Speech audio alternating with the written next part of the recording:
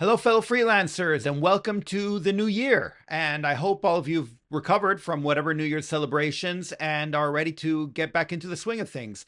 This year, I wanted to give a brief recap of what I'm going to be talking about. And I decided I'm going to talk, well, first of all, a lot more about MTPE, machine translation post editing, because we see a lot of these jobs and they're not going away. I see a lot of people performing them badly.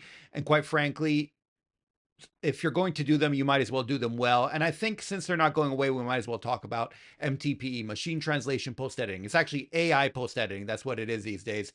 And so it's, in fact, I like to call it AI QC because it's more quality control from AI, but everyone refers to it as MTPE still. So we'll keep referring to it as that.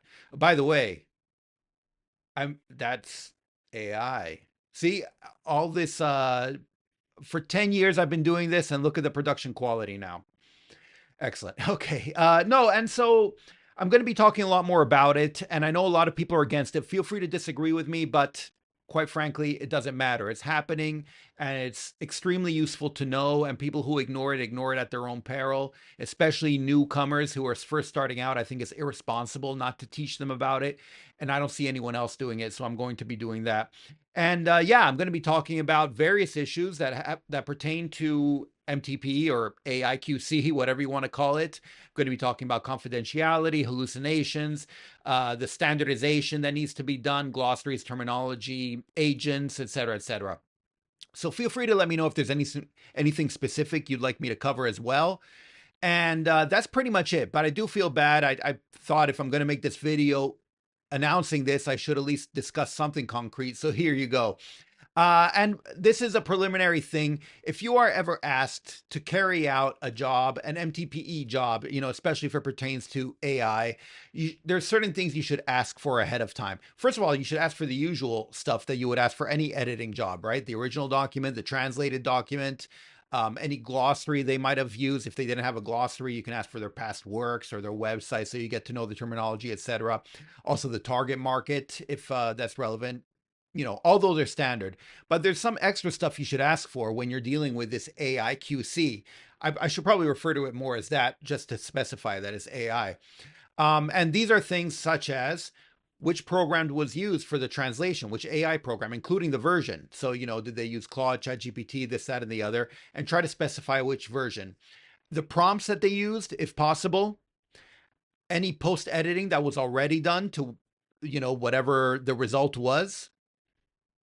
Any uploads or glossaries that they have available, but also that they used already, if they used any. You should also obviously ask about the confidentiality levels. If they used AI, they should be aware of these. Maybe they weren't, though, and so they put confidential stuff already into the AI. It might be worth mentioning. And another thing is to ask, actually, I recommend not asking this at first, but to make available a copy of the prompts that you used and the edit log and stuff like that. My recommendation is not to offer it outright, but you might be asked for it. So save your prompts and your whole log of what you did and how you came to the result that you came to. Obviously, it's AI, so it changes each time, and it's sort of an inexact science in that sense, but it can be helpful to have that.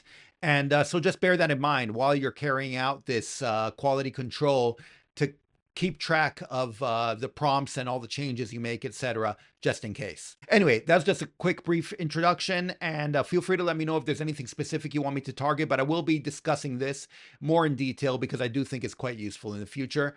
And once again, if you disagree with me, feel free to let me know and let me know why. I don't think you're right, but you might convince me. In fact, I would prefer if you convince me. I'd love for things to go back to the way they were before. I don't think they are, but anyway, feel free to let me know if you disagree.